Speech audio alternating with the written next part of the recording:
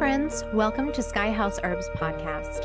I'm Ashley Elenbaas, a clinical herbalist, and in this space, I share my knowledge and experience with plant medicine to help you on your own journey of healing and transformation. Join me in exploring the ancient wisdom of plant spirit medicine and how it can be used to heal the body, mind, and spirit. We'll talk to experts in the field and share stories from people who've been transformed by powerful plant allies. New episodes are released each Monday, so please subscribe. And now, let's explore this mystical world of plant medicine together. Hey everyone, welcome in. Today I am excited to share another plant ally with you, and today we'll be talking about marshmallow. And for those of you who are listening in the cold months of winter, this is going to be your new best friend because it addresses so many of the issues that we face in the winter. But guess what? If you're listening to this and it's hot out and it's summer, it's going to do a lot of things for you too. So this is one of those herbs I think everyone could benefit from having in their kitchen, in a jar, on their apothecary shelf, wherever you store your herbs. This is one to have. And I'll show you a few different ways to use it, how I store it, give you some background history, and also some recipes. But before we dive in, I wanted to take a moment to welcome anyone who's new to my channel. Thank you for coming here. Glad you found me. And take a moment to ask you to subscribe. So if you haven't subscribed to my channel, please just click that button. It helps people to find me and it helps me to move up higher so that more and more people can learn about the magic and medicine of herbs. So thank you for that. I also wanted to mention that we are enrolling for our year 1 herbal apprenticeship course, which will be starting in April. And that is open to everyone, anyone who's interested in learning about plant medicine, no matter where you live, no matter what your income. We have need-based tuition options available for folks who need a little bit of support right now. So please go to our website, skyhouseherbs.com. I'll include a link in the description below where you can learn more about the year 1 herbal apprenticeship. I also wanted to mention that if you are in the Minnesota area, my husband and I will be hosting a spring equinox gathering here in Minneapolis. We'd love to have you come. It is a free event, so all you need to do is RSVP so we get a head count to know who's coming, and then we are going to prepare some herbal teas, some nice little treats, and we'll talk about the magic and medicine of the spring equinox astrologically. We'll share a little bit about the plants that can be supportive this time of year, and then we'll sit together in silence and do just sort of a silent sit, just to expose ourselves to the energies of the moment and see what happens, see what pops in. You never know when you sit quietly what will happen. So please join us. And the link for that is also below, or you can go to skyhouseherbs.com and click on events. All right, without further ado, let's talk about this plant. But maybe actually, even before we talk about it, I want to show it to you. So there's a few books that I just love, and this is one of them. It's called Flower Power. I don't know if it's in print or not. I think it is. It's by Anne McIntyre. And I love this book because it has really beautiful plant illustrations. So here you can see, this is marshmallow. It has this sort of pinkish flower. It's kind of pinkish, even it can be a little pinkish whitish with a darker pink center. And it's got these big leaves. I'll show you some what they look like, when they're dried, but they're fuzzy. And all parts of this plant are edible and medicinal. So the leaves, the flowers, the stems, and the roots are all used medicinally and edibly. And then over here is hollyhock, and this is a plant in the same plant family. And they were used actually pretty similarly by the European herbalists and by the Greeks. So if you don't have access to marshmallow, hollyhock, flowers, and leaves were used to decorate salads. They were used in foods. Now, both of these are related to okra. And okra, if you have ever eaten okra seed pods, they're like really mucilaginous, kind of slimy. And so all of the plants in the Malvaceae family have very similar qualities. They're all cooling, soothing, demulcent, and very, very healing to all the mucous membranes of the body. So, somewhere, no matter what continent you live on, you will have some one of these in your, living near you, unless maybe you live on the desert. Deserts, I don't think they grow, but they're native to Africa. And also, they're native to the salt marshes. So they can be, I have grown them in my gardens, both here in Minnesota and in Maryland. So you don't have to live on a salt marsh in order to grow them now, but that is where they originated from. So I think that's kind of an interesting thing. And hence the name marshmallow, because they grow and they really do well with wet feet in marshy lands. So that's just a picture I wanted to show you. And then I wanted to show you another drawing from this book. This book I picked up from an old used bookstore, and it's just a really nice, simple herbal. And the picture that I really like is this hand sketched one of mallow. So you can see here, this one's not in color, but you can see down below those beautiful kind of, how would you describe them? They're, I forget the botanical name for this particular leaf arrangement. Oh, palmate. So it's got these palmate leaves with the veins all originating at this one point, and then they all come out from there like the palm of a hand. And then they've got, you can see the flowers here, the little darker in the middle and lighter on the edges. And so this is just a really fun book, and it has just really beautiful drawings and tells you a lot about different foods and medicines. So 2 more books if you are a book person to add to your collection. What do I want to tell you about marshmallow? I think the first thing I'll talk about is what it does overall. Like, what is the general effect of marshmallow? And marshmallow is the plant of softening. And it was traditionally considered to be an herb ruled by Venus, and was very associated with the lunar or the yin or the feminine principles, because it's very softening, it's very moistening, and it's very healing and soothing to the body and to the tissues. But I think the word softening, in my opinion, grasps the largest work of this herb, because it is pretty easy in today's world to get hard, to become rigid, to become dogmatic, to become opinionated, to get hardened by life, and to become protective and resistant.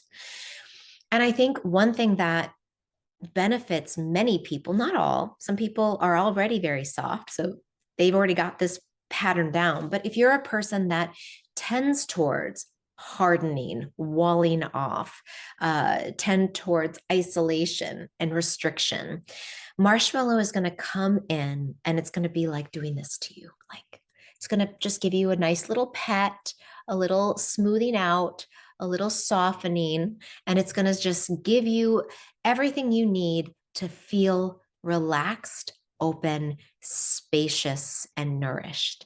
Because if we want to receive nourishment in our tissues, there has to be space, there has to be relaxation. And in the 6 tissue states, which is a system I teach in my herbal apprenticeship course, when we have constriction versus relaxation in the tissues, if we have too much tension and hardness and rigidity in the tissues, then everything that tries to come in just bounces off or washes off. There's no ability for the body to receive. So we have to have some softening. We have to have some openness to receive the things that are going to heal us and help us and support us.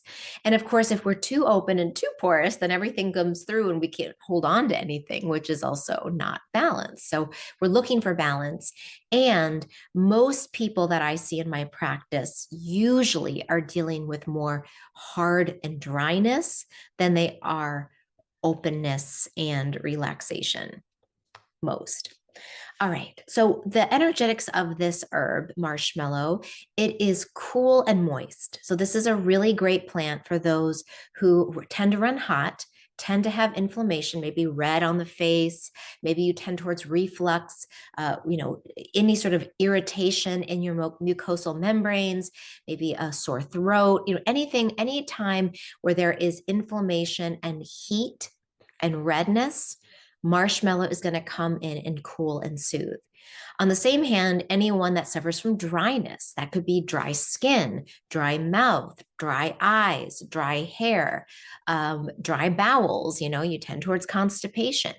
Marshmallow is going to come in. And one of the great things about this herb is that it is made out of these long chain polysaccharides, which are basically like sugars or starches, and they cling to the mucous membranes of your body. So all the way down your throat, through your digestive canal, all the way through your sinuses and down the back of the throat, it is going to stick to these mucosal membranes.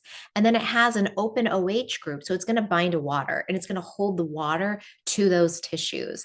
And when we hold water to tissues, we get hydrated, we get soothed, and we relax. And one of the things I remember learning about marshmallow from Chanchal Cabrera, who's an incredible herbalist who specializes in cancer treatments and using many different methods for working with people with cancer. And she just published a book on herbal remedies for cancer. So you can look up Chanchal Cabrera.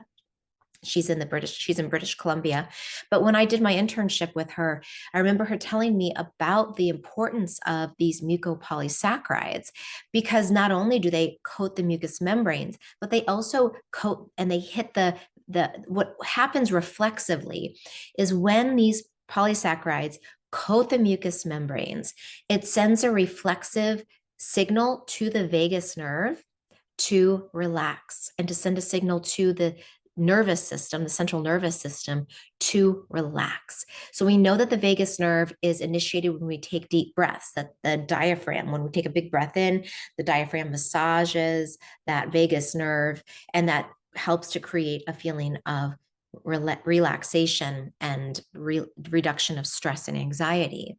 So another thing that can affect the vagus nerve are mucopolysaccharides. So we can get that similar relaxation reflex from taking something like marshmallow.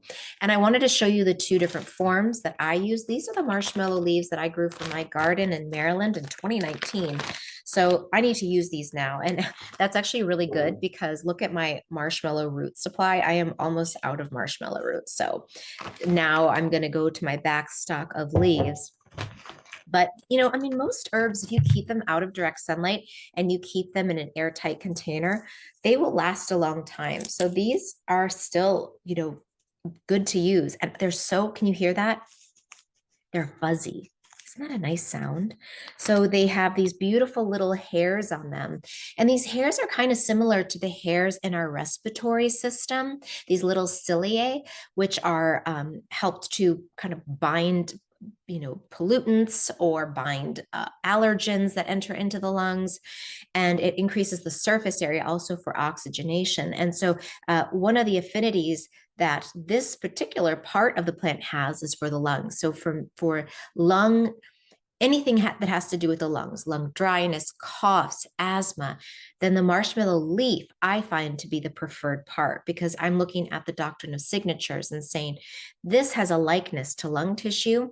And just like lungwort, which is another herb that's specific to the lungs that has little prickly hairs on it, this is a wonderful lung ally. So you can just make a tea out of it.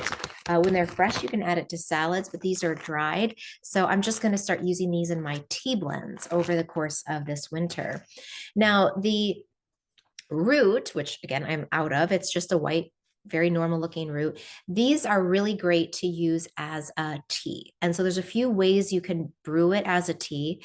If you really want that very thick and intact mucopolysaccharides, I suggest doing an overnight cold infusion. So I'll take maybe about like a quarter cup of dried marshmallow root, put it in about 4 cups or about a quart jar of just room temperature water. It doesn't have to be cold, but room temperature water. Let that sit overnight, 6 to 12 hours, and strain it. And then when you strain it, it'll be this really thick, rich, kind of sweet and salty flavored drink. Now, you can also cook it on the stove and decoct it is the technical word, which is basically you simmer it on low heat covered for maybe about 20 to 30 minutes, turn off the heat and let it sit. You're going to get some more of those, you're going to get more compounds extracted from the roots by cooking it, but you are going to break some of those long chain polysaccharides. So it might not be quite as sticky. And in my experience of doing both side to side, what I find is that if I want more starches and sweetness, like let's say I'm trying to create a more nutritive medicine. So let's say I'm really working, I've been sick, I've been depleted, I've been dehydrated, and I really need to nourish myself. Well, I might do that decoction to get a lot of those starches, but I don't necessarily need the moisture. That's how I'm gonna do it. But if I really, really have inflamed throat, inflamed mucosal membranes, inflamed sinuses, I'm gonna do a cold infusion. It's not gonna taste as sweet because I haven't broken down and liberated as many of the sugars or starches, but it's gonna be more slimy. And that's good if you want it to stick to those mucosal membranes and hydrate them. So those are the two different ways I like to use the root. All right, let's talk more about this herb and some of its actions. So marshmallow is also vulnerary, so you can use it topically to heal wounds. So if you have a cut or a scrape, make sure you disinfect it. Marshmallow root does help things heal, but I actually had this experience when I was in herb school.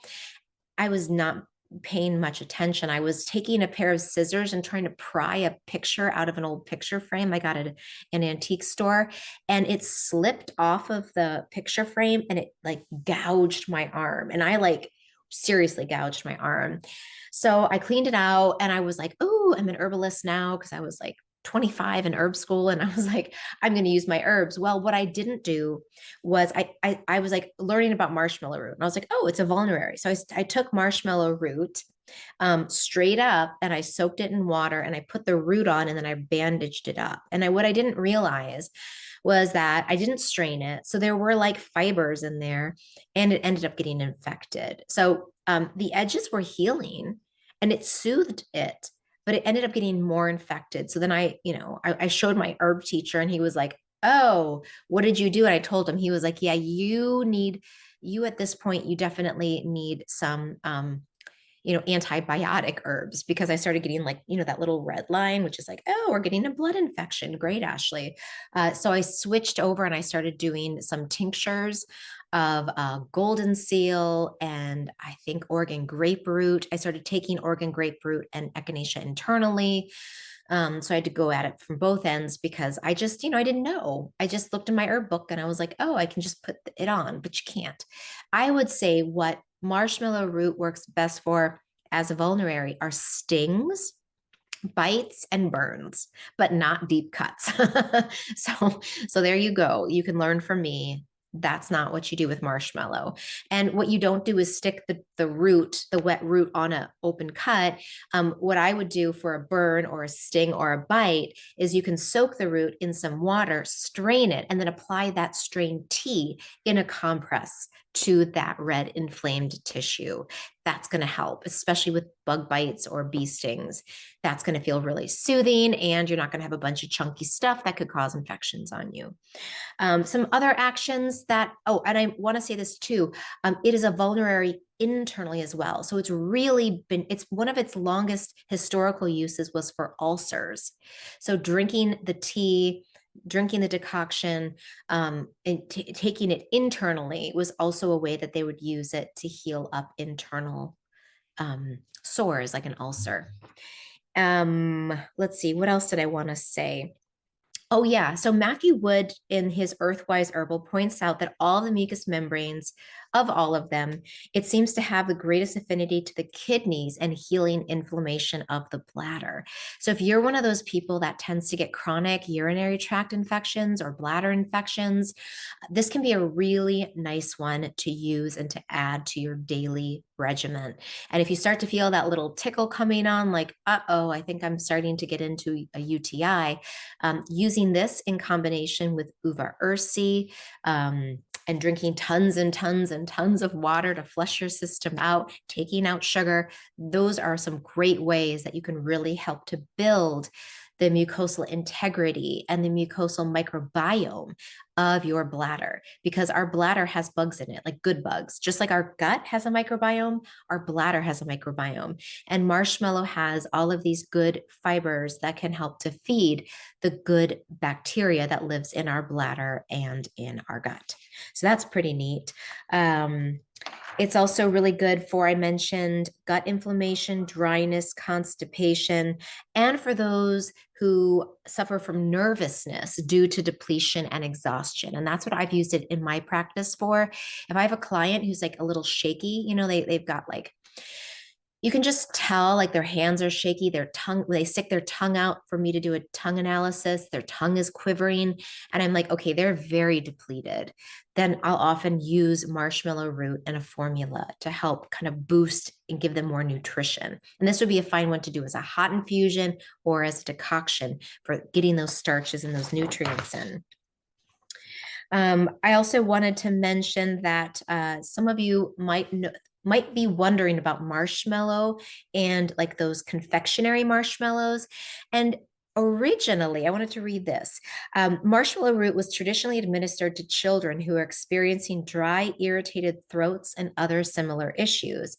In order to give this soothing demulcent a better flavor and make it more appealing to children, confectioners in the 19th century in France invented a sweet marshmallow root confection that children would happily eat, called pâté de guimauve, and is similar to the modern marshmallow. So that's kind of neat that the French whipped up something that children would love to eat. Now it has been replaced with guar gum and gelatin and other things, unfortunately, and Arabic gums. So they don't use the marshmallow root as the binder anymore, but you can look up online the original marshmallow root confectionery recipe, and you can make your own marshmallows that are really good for you, which is kind of nice.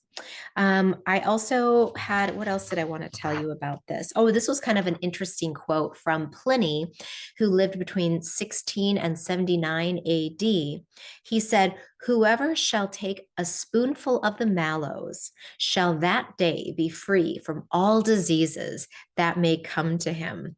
I thought that was kind of interesting, as a protective, as like a shield. And I know that, in like Taoism, the idea that like when we're like, if we think about the way, jujitsu and some of these martial arts and these ancient systems of protection, it's not that you are pushing and forcing things away. It's you're taking in and softening and then transforming that energy out. It's kind of like Tai Chi moves. It's like, and I feel like that's what marshmallow does. It gives us these like Jedi skills. And I say Jedi because we've been watching all of the Star Wars with our family this winter. It's been really, really fun. If you haven't seen all of the many Star Wars movies, they're really fun to watch with kids because of the Jedi element. But anyway, so yeah, so if you think about marshmallow, it's like it creates a soft, soothing pillow environment. So anything that comes at you is like, it just sort of gently floats off or bounces off and goes back. And you don't lose any energy because you're shielded by that nice protective coat of its softness. Isn't that beautiful? So I love that Pliny said that. And I think it's very relevant on an energetic level today as well. So I've talked about how to use it. I've shared some of my personal favorite uses. You can take this as a glycerate. It does not work well as a tincture. So just save your money. Don't buy marshmallow as a tincture because all of those things I'm talking about do not extract into alcohol. They're water-based. So you really can only get them through water, through glycerin, or fresh. And I think I did mention that the flowers are edible. So if you're making your planting list for this spring, add marshmallows. And the Latin name is Althaea officinalis. That's the official marshmallow. And they grow to be, this is just a little tip, they grow to be about maybe 7 to 8 feet tall. And I remember when I grew them in Maryland, they got huge and I had to like find sticks and gather things to help prop them up in my yard because they got so big they would start to all fall over. So just be prepared. If you plant anything around your marshmallows, they're going to get shaded. So there's a little tip. And also just know that they're going to get big, they're going to get tall, they're going to spread, and they are abundant. So you can harvest the flowers from July through about August, September, and the leaves you can harvest all year long, and add those to your apothecary jars and store them for the dry the dry winter months. Regarding herbal safety, here are some things to know. This herb is very safe. So it is safe during pregnancy. It is safe for breastfeeding mothers. It can be taken by the mother. That can help provide soothing anti-inflammatory actions or coughing support to babies through the breast milk. So it's wonderful for that. One thing to be aware of is if you are taking pharmaceutical drugs, you want to take marshmallow root separately or away or apart from taking your medications. And the reason for that is that they have found, well, it's kind of hypothetical, but the idea is that taking marshmallow root may slow down the absorption of those pharmaceuticals in your body. And we don't want to do that. If we have a very specific dose that our doctor has prescribed for us, we want to get that full dose in. So take it apart. It can be about an hour apart on either side, and you'll be just fine. But that is just the one thing I wanted to add in regarding contraindications. So that is what I have for you today. Thank you for watching. Please feel free to share your experience of marshmallow. If you loved this episode and you want to learn more about other specific herbs, go to my channel and click on my playlists, and you'll see Herb of the Month playlist. And I have single videos on one plant, so you can learn about the plants one at a time in that playlist. And that's a great way to study herbs. So looking forward to seeing you either on another in another episode or in next week's episode, or maybe even in Minnesota if you're around for the spring equinox. So thank you all for watching, and I'll see you soon.